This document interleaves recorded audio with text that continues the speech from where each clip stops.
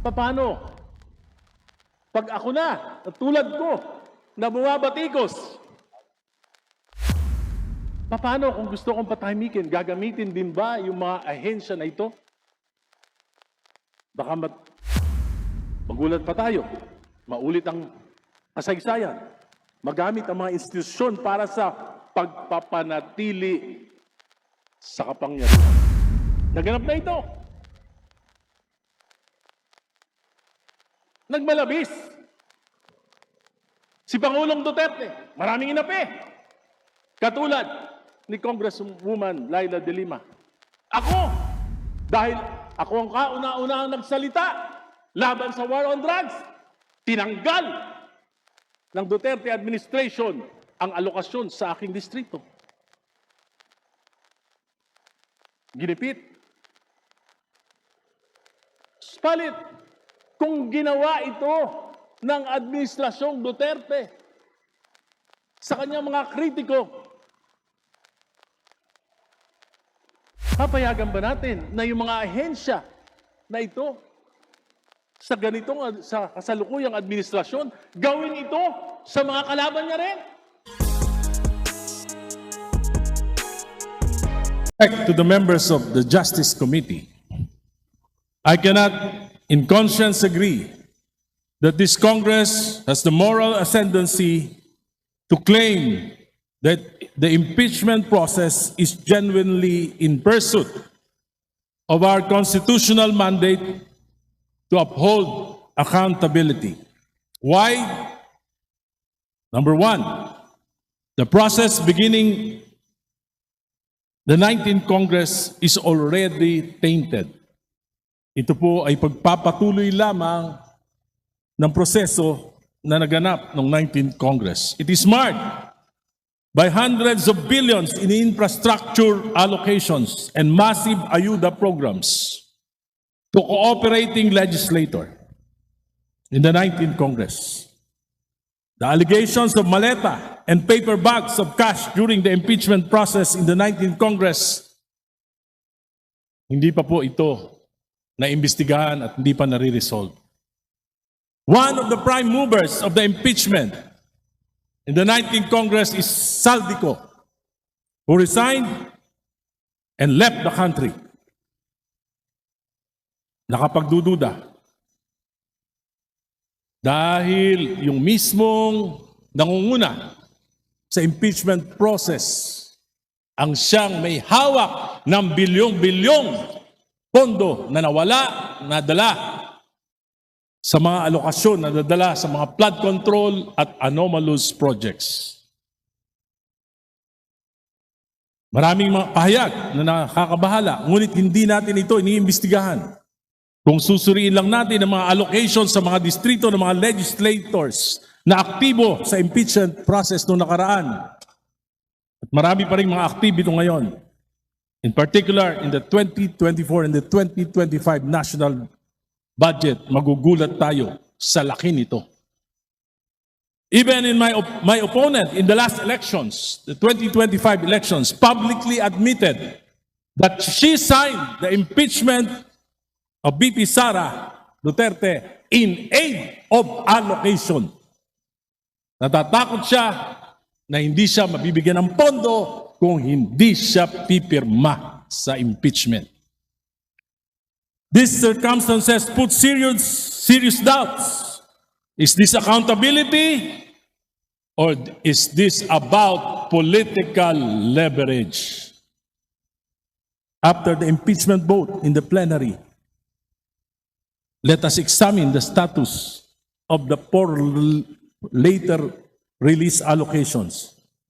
Let us see if this correlates with how members will be voting in the 20th Congress. Yung bumoto ba ng yes? Maririlisan? Yung bang bumoto ng no? At yung mga abstain? Maririlisan? Malalaman natin ang katotohanan sooner or later. Ang impeachment na ito ay maliwanag na disenyo ng Marcos administration, hindi para malaman ang buong katotohanan, at para panagutin, kundi upang pabagsakin ang kalaban sa politika at upang makalusot sa pinakamalaking nakawan sa kasaysayan ng bansa. Ginagamit ang mga institusyon na dapat ay neutral tulad ng NBI, COA at AMLAC. This impunity, nakakabahala po. Kailan ito titigil? Paano? Pag ako na, at tulad ko, na bumabatikos, paano kung gusto kong patahimikin? Gagamitin din ba yung mga ahensya na ito? Baka magulat pa tayo. Maulit ang kasaysayan. Magamit ang mga institusyon para sa pagpapanatili sa kapangyarihan. Naganap na ito. Nagmalabis. Si Pangulong Duterte, maraming inapi. Katulad ni Congresswoman Laila de Lima. Dahil ako ang kauna-unahang nagsalita laban sa war on drugs, tinanggal ng Duterte administration ang alokasyon sa aking distrito. Ginipit. Spalit, kung ginawa ito ng administrasyong Duterte sa kanyang mga kritiko, papayagan ba natin na yung mga ahensya na ito sa ganitong sa kasalukuyang administrasyon, gawin ito sa mga kalaban niya rin? This is impunity. At nakakatakot.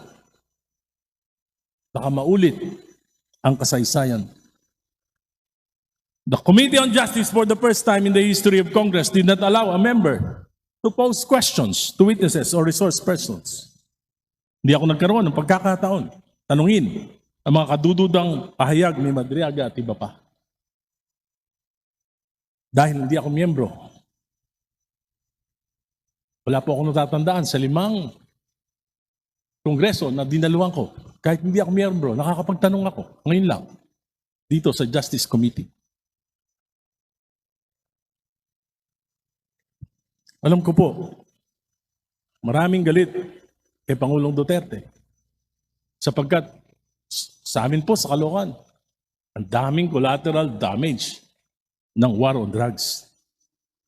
Nanindigan ako dahil sa pagmamalabis na ito. Pero ngayon, hindi ko naman papayagan na dahil si Duterte lang, magmamalabis tayo para apihin siya. Kung gagawin natin yon, anong kaibahan natin kay Duterte? Di parang si Duterte din tayo. We cannot be loud against the Duterte, but silent against Marcos. There are clear signs of abuse, of misgovernance, or cover-up of corruption that cause our country and people economic distress. Today, inflation has reached 7.3%. Habang kumakain tayo sa masarap at maraming putahe dyan sa South Lounge, nagdidildil ng asin ang ating mga kababayan. Habang abala ang administrasyon na pagtakpan ang mga kalokohan at supili ng mga kalaban, hirap na ang ating mamamayan. Mr. Speaker, I will not be swayed by allocations, by power or loss of it, by fear or threats. I will stand by the dictates of my conscience, guided by my discernment and prayers, and what I believe is for the betterment of our country. Kasaysayan ang husga kung sino ang umaatras sa laban at kung sino ang nakikipagsabwatan. Ako si Agay Rice ng Caloocan, naninindigan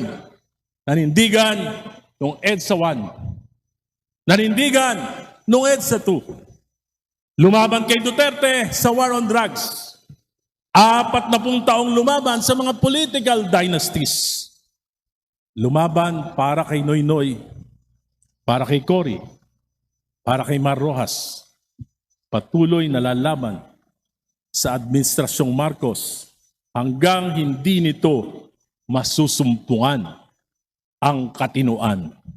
Maraming salamat po.